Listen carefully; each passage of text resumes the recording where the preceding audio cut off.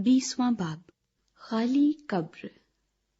हफ्ते के पहले दिन मरियम मगदलीनी ऐसे तड़के कि अभी अंधेरा ही था कब्र पर आई और पत्थर को कब्र से हटा हुआ देखा। बस वो शमौन पतरस और उस दूसरे शागिर्द के पास जिसे यीशु अजीज रखता था दौड़ी हुई गई और उनसे कहा कि खुदावंद को कब्र से निकाल ले गए और हमें मालूम नहीं कि उसे कहाँ रख दिया। बस पतरस और वो दूसरा शागिर्द निकलकर कब्र की तरफ चले और दोनों साथ साथ दौड़े, मगर वो दूसरा शागिर्द पतरस से आगे बढ़कर कब्र पर पहले पहुंचा। उसने झुककर नजर की और सूती कपड़े पड़े हुए देखे, मगर अंदर न गया। शमौन पतरस उसके पीछे पीछे पहुंचा और उसने कब्र के अंदर जाकर देखा कि सूती कपड़े पड़े हैं और वो रुमाल जो उसके सर से बंधा हुआ था सूती कपड़ों के साथ नहीं बल्कि लिपटा हुआ एक जगह अलग पड़ा है। इस पर दूसरा शागिर्द भी जो पहले कब्र पर आया था अंदर गया और उसने देखकर यकीन किया, क्योंकि वो अब तक उस नविश्ते को ना जानते थे जिसके मुताबिक उसका मुर्दों में से जी उठना जरूर था। बस ये शागिर्द अपने घर को वापस गए। मरियम मगदलीनी पर सहूर। लेकिन मरियम बाहर कब्र के पास खड़ी रोती रही और जब रोते रोते कब्र की तरफ झुककर अंदर नजर की तो दो फरिश्तों को सफेद पोशाक पहने हुए एक को सरहाने और दूसरे को पैंताने बैठे देखा जहां यीशु की लाश पड़ी थी।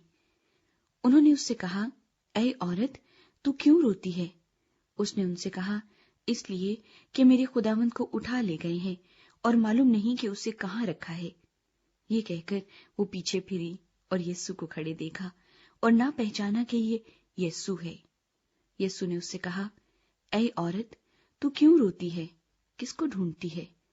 उसने बागबान समझकर उससे कहा, मियाँ, अगर तूने उसको यहाँ से उठाया हो तो मुझे बता दे कि उसे कहाँ रखा है ताकि मैं उसे ले जाऊं। यीशु ने उससे कहा, मरियम। उसने मुड़कर उससे इब्रानी जबान में कहा, रब्बूनी, यानी ऐ उस्ताद। यीशु ने उससे कहा, मुझे ना छुओ, क्योंकि मैं अब तक बाप के पास ऊपर नहीं गया, लेकिन मेरे भाइयों के पास जाकर उनसे कह कि मैं अपने बाप और तुम्हारे बाप और अपनी खुदा और तुम्हारे खुदा के पास ऊपर जाता हूँ। मरियम मगदलीनी ने आकर शागिर्दों को खबर दी कि मैंने खुदावंद को देखा और उसने मुझसे ये बातें कही। जी उठने के बाद शागिर्दों पर ज़हूर। फिर उसी दिन जो हफ्ते का पहला दिन था, शाम के वक्त जब वहां के दरवाजे जहां शागिर्द थे यहूदियों के डर से बंद थे, यीशु आकर बीच में खड़ा हुआ और उनसे कहा, तुम्हारी सलामती हो। और ये कहकर उसने अपने हाथों और पसली को उन्हें दिखाया। बस शागिर्द खुदावंद को देखकर खुश हुए। यीशु ने फिर उनसे कहा, तुम्हारी सलामती हो। जिस तरह बाप ने मुझे भेजा है उसी तरह मैं भी तुम्हें भेजता हूँ। और ये कहकर उन पर फूंका और उनसे कहा, रुल कुद्स लो। जिनके गुनाह तुम बख्शो उनके बख्शे गए हैं, जिनके गुनाह तुम कायम रखो उनके कायम रखे गए हैं। यीशु मसीह और तोमा।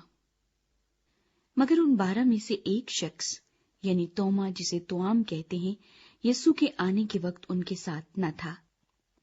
बस बाकी शागिर्द उससे कहने लगे कि हमने खुदावंद को देखा है, मगर उसने उनसे कहा, जब तक मैं उसके हाथों में मेखों के सुराख न देख लूं और मेखों के सुराखों में अपनी उंगली न डाल लूं और अपना हाथ उसकी पसली में न डाल लूं, हरगिज यकीन न करूंगा।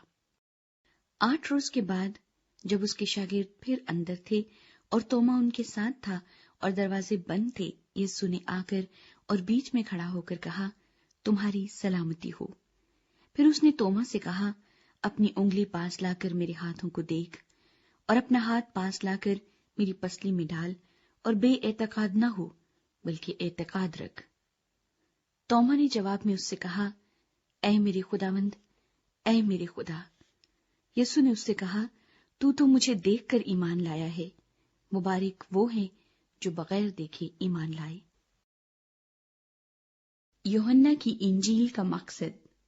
और यीशु ने और बहुत से मौजज़े शागिर्दों के सामने दिखाए जो इस किताब में लिखे नहीं गए, लेकिन ये इसलिए लिखे गए कि तुम ईमान लाओ کہ یسوع ہی خدا کا بیٹا مسیح ہے، اور ایمان لا کر اس کے نام سے زندگی پاؤ۔